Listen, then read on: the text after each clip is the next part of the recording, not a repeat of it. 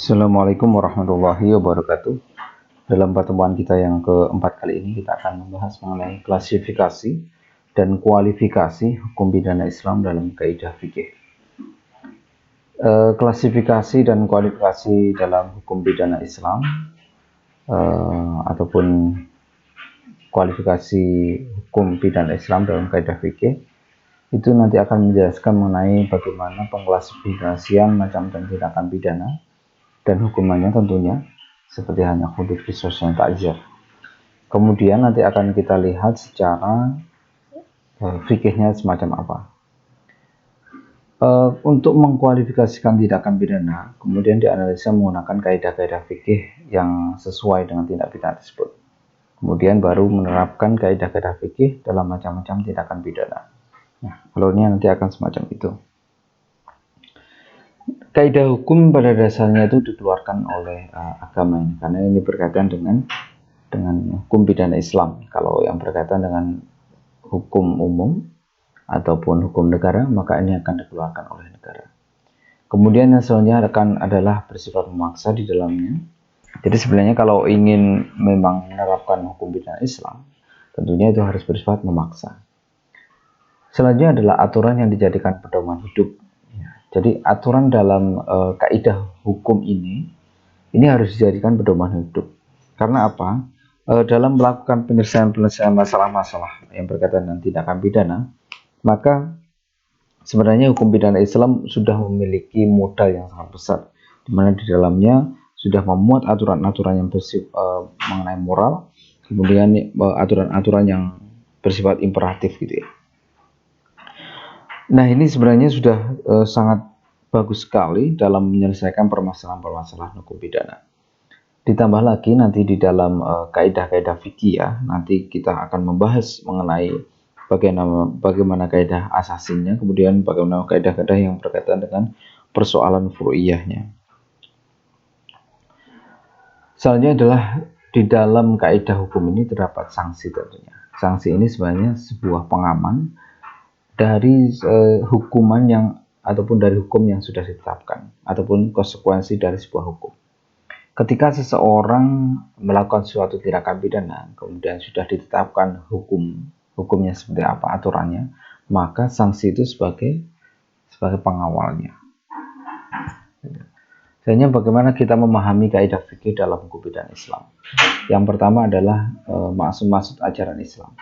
Jadi sebenarnya kaidah fikih itu berkaitan dengan tujuan-tujuan ataupun maqasid syariahnya. Jadi tujuan-tujuan dari hukum Islam itu sebenarnya seperti apa sih? Tujuan dari ajaran Islam itu seperti apa sih? Di dalam hukum pidana Islam kan banyak sekali kalau kita lihat masalah-masalah seperti halnya misalnya ini ya di dalam kitab di dalam bab Kitab Ahkam Al-Jinayah, di dalam Fathul Qorib dijelaskan bagaimana sebenarnya suatu tindakan kejahatan itu dilakukan gitu ya. Jadi jam'u jinayati a'ammu min antakuna qatlan aw qat'an aw jarha. Jadi al-qatlu ala salasati adrubi. Yang itu permasalahan pembagian tiga, itu amdun mahdun, khotok mahdun, dan amdun khotok. Jadi bagaimana pembunuhan itu dilakukan, kemudian bagaimana hukumnya, kemudian bagaimana sanksinya, berikut dengan model pengampunannya gitu. Nah, masalah-masalah ini tentunya banyak sekali muskilatnya gitu ya. Kalau kita lihat kenapa sih ada kata mayaktalu ghaliban. Jadi alat pembunuhan yang berkaitan dengan sasaran yang mematikan. Nah, alat ini sering sekali dijadikan permasalahan ataupun pembuktian.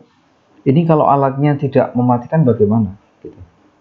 Sekarang misalnya yang terjadi adalah tidak hanya alat yang notabene seringkali dijadikan media untuk pembunuhan, tapi sebenarnya banyak gitu ya, banyak sekali ataupun berbagai macam hal, apapun itu bisa dijadikan alat sebagai pembunuhan gitu.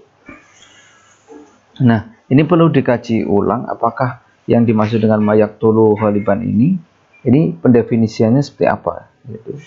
Disilakan di dalam kitab lain, wal muradu bima yaqdulu ghaliban aladahu bin nisbati ilal zalikal mahalli. Jadi berkaitan dengan ini, maka ketentuannya tentunya lebih kepada tujuan-tujuannya. Jadi tujuan alat tersebut digunakan untuk apa. Jadi bukan nanti mengajunya bukan kepada kholiknya itu. Selanjutnya adalah qawaidul fikih ya. Qawaidul fikih ini nanti akan berisi kaidah-kaidah yang berkaitan dengan masalah tindakan pidana. Nah, kaidah-kaidah ini tentunya kita akan mengacu pada 5 kaidah itu ya, termasuk di dalamnya masalah kaidah niat, al-umuru maqsudiha, dan kaidah-kaidah yang lainnya. Kemudian para ahli usul dan fuqaha tentunya sudah menyepakati permasalahan kaidah-kaidah ini yang nanti akan dijadikan rujukan sebagai pembuktian dari permasalahan-permasalahan hukum.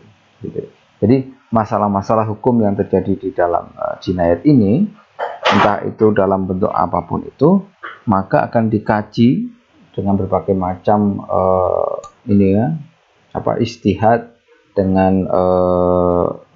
dengan kaidah usuliyahnya.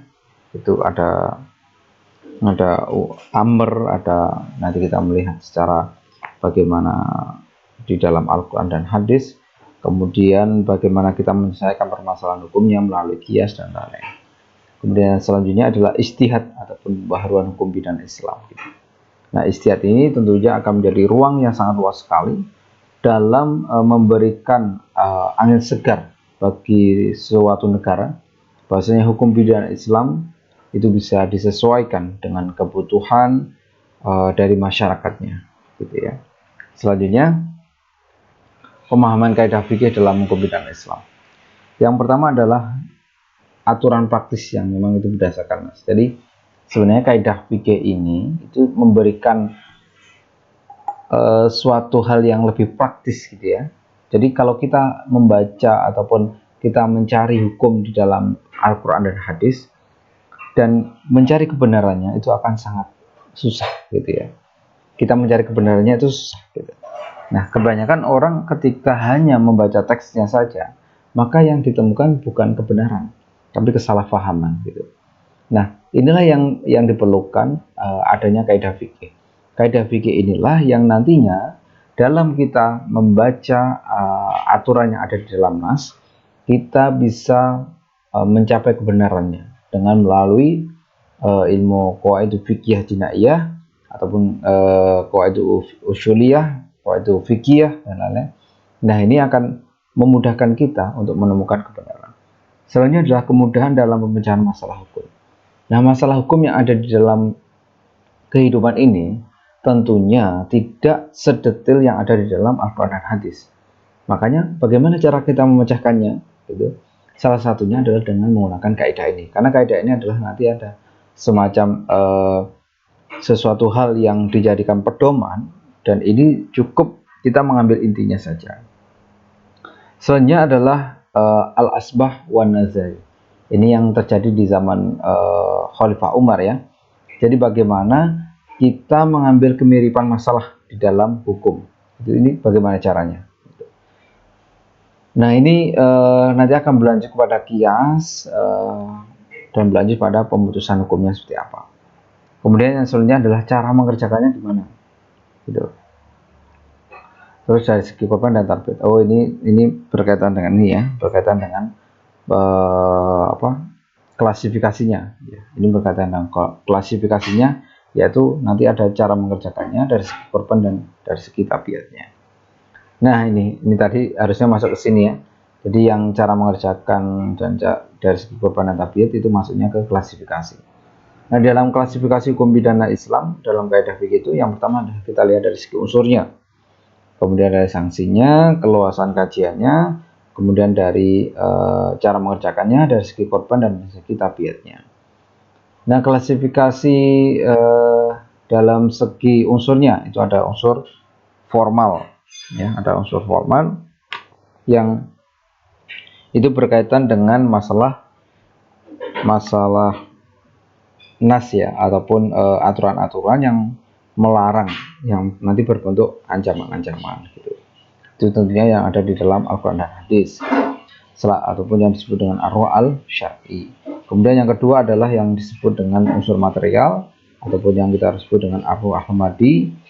Nah, ini nanti berkaitan dengan tindakan pidananya, tindakan pidananya yang harusnya perbuatannya itu dilarang ataupun harusnya seseorang itu meninggalkan perbuatan tersebut. Gitu. Selanjutnya adalah yang terakhir adalah unsur moral atau arwah al-adabi. Ini berkaitan dengan orang yang melakukan perbuatan pidana tersebut sudah bisa nggak dihukum, sudah taklif tidak, sudah mukalaf atau belum. Gitu. Selanjutnya kalau dalam segi sanksinya, seperti apa sih kalau dalam segi sanksinya? Kalau dalam segi sanksinya nanti akan ada yang pertama yaitu jarimah hudud, ini yang berkaitan dengan ketetapan Allah ya. Ini macam-macam, sebenarnya teman-teman sudah paham mengenai ini. Selanjutnya adalah berkaitan dengan kisos gitu ya, denda, kemudian ada pembunuhan, ada pelukaan.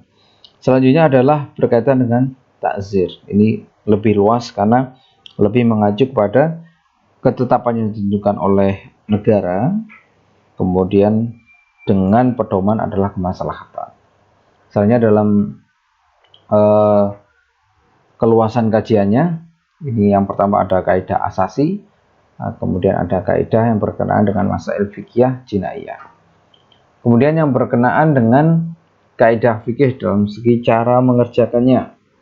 Nah, dalam segi cara mengerjakannya, bahasanya seperti yang kita tahu, banyak sekali cara untuk melakukan tindakan kejahatan gitu ya. Apalagi di dunia modern saat ini, di generasi yang sudah melewati 4.0 ini, maka cara mengerjakannya itu menjadi hal yang sangat penting untuk dikaji. Yang pertama misalnya berkaitan dengan tindak pidana yang positif atau jarimah al-ijabiyah, yaitu melakukan suatu tindakan ataupun perbuatan yang memang dilarang gitu. Ya, ini misalnya berkaitan dengan perampokan, pemukulan dan lain-lain. Perzinahan termasuk salah satunya. Kemudian yang kedua adalah tindakan pidana yang negatif, yaitu yang berupa tindakan atau sikap yang tidak mau melaksanakan suatu perbuatan yang diperintahkan gitu. Nah, ini nanti ada sanksinya. Ini misalnya ada orang yang harusnya dia diperintahkan untuk menjauhi minuman keras gitu. Ataupun jika seseorang misalnya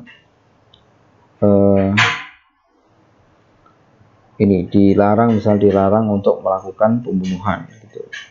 Nah, misalnya ini di mazhab Hanafi itu ada ya, kalau kita melihat di kitab-kitab mazhab, Imam Syafi'i, Imam Hambali, kemudian Abu Yusuf ataupun Imam Muhammad gitu ya, Imam Muhammad Asy-Syaibani misalnya, ini beranggapan bahwasanya pembunuhan itu bersikap tidak memberi makan atau minum atau selimut orang yang dipenjarakan, yang merupakan penganiayaan atau menggunakan nyawa. Nah, ini bagaimana kita memahami keluasan pembunuhan tidak hanya sekedar seorang hanya membunuh misalnya ditusuk saja, enggak, tapi cara-cara menuju proses pembunuhan itu dikategorikan sebagai suatu pembunuhan gitu. Selanjutnya adalah dalam segi korbannya. Dalam segi korbannya kita lihat ada yang perorangan tentunya ya, kemudian ada yang bersifat yang lebih luas ataupun bersifat masyarakat. Perorangan ini tentunya dalam hukum pidana Islam itu berkaitan dengan penjaminan keselamatan secara pribadi.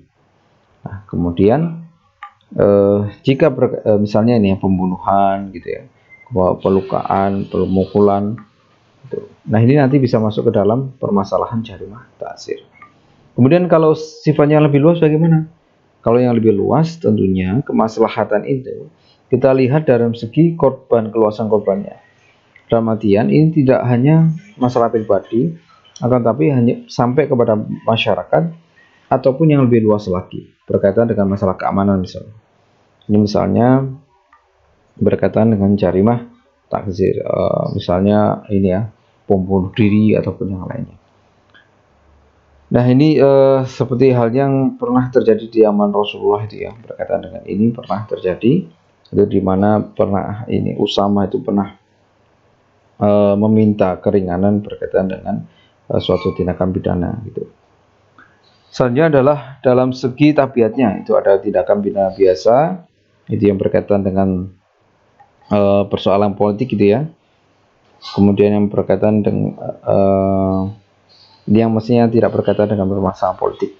Kemudian yang berkaitan dengan tindakan pidana politik yang berkaitan dengan politik atau tujuan politik, seperti halnya misalnya pemberontakan. Tuh.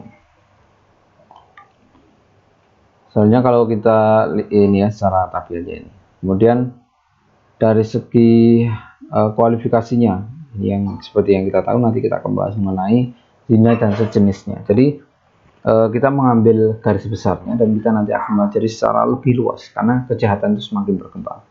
Dan terus selanjutnya adalah masalah tuduhan, kemudian masalah minuman keras, nanti kita akan bahas mengenai makna narkoba, pencurian, perampokan dan sejenisnya, macam-macamnya, pemberontakan, ridah dan sejenisnya, pembunuhan, pelukaan dan sejenisnya, takzir dan jenis kejahatan yang lain. Nah, jadi sebenarnya ketika kita melihat berbagai macam tindakan pidana termasuk hudud, jarimah, kisos, diat dan takzir, maka kita harus melihat dalam berbagai macam sisi atau segi. Nah, ketentuan dalam segi bentuk dan jumlah hukumannya itu menjadi sangat penting untuk kita lihat, karena ini berkenaan dengan pelaku yang ditetapkan secara syarat, hukumannya seperti apa. Maka banyak sekali hal yang seorang hakim itu tidak boleh mengurangi ataupun melebihi ataupun mengubah ataupun memaafkan ataupun menggugurkan hukuman tersebut apabila tindakan tersebut tidak terbukti secara meyakinkan. Artinya pembuktiannya memang harus secara detail. Nah, ini yang kelebihan dari hukum Islam. Kecuali ini permasalahan ada kisos ataupun diat, pihak korban memaafkan, itu lain hal. Kemudian ketentuan dan bentuk hukumannya dalam jarimah takzir itu juga harus serta-merta dengan ketentuan-ketentuan dari syariat. Dalam artian, ini menentukan sejumlah hukuman dalam pelaksanaan yang diserahkan kepada hakim. Kemudian untuk memilih hukuman yang lebih tepat sesuai, tentunya ini sesuai dengan permasalahan keadilan. Ini menjadi hal yang sangat penting gitu untuk kita lihat. Kemudian bagaimana lagi kita melihatnya? Dalam segi pelaksanaan hukuman itu juga menjadi penting. Jadi pelaksanaan hukuman juga tidak serta-merta itu dilaksanakan dengan semudahnya. Kita harus melihat berbagai macam sisi. Imam Syafi'i atau dalam mazhab Syafi'i itu mempunyai sebuah pendapat bahwasanya hukuman yang berkaitan dengan permasalahan misalnya jarimah takzir itu tidak wajib bagi hakim. Jadi hakim boleh menerapkan hukumannya ataupun boleh menerapkan hukuman yang lainnya asalkan ini karena berpedoman kepada konsep kemaslahatan. Kemudian kalau kita lihat dalam segi sifatnya itu nanti lain hal, dalam artian apakah yang dikatakan dengan misalnya perbuatan maksiat yang berkaitan dengan perbuatan maksiat itu seperti apa kategorinya, itu harus ditentukan juga. Apakah misalnya seorang yang tidak mau bayar zakat itu termasuk perbuatan maksiat, seorang yang hanya mendatangi tempat-tempat tempat-tempat maksiat apakah dimaksud dengan berbuat maksiat atau tidak. Selanjutnya misalnya kita lihat dalam segi diterima atau tidaknya sebuah pemaafan misalnya. Itu bisa tidak gitu.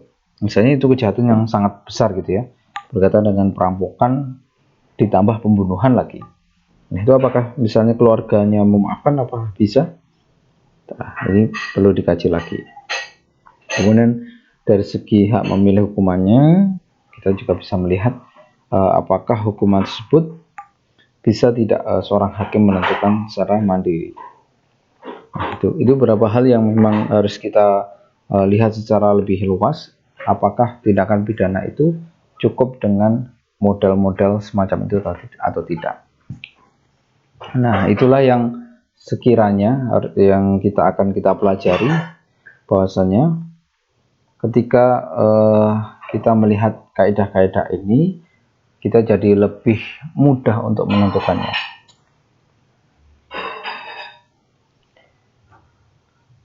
Nah, ini seperti halnya ketika kita melihat juga beberapa kasus-kasus tindakan pidana yang dilakukan berkali-kali ataupun dengan satu tindakan pidana ataupun dua tindakan pidana gitu.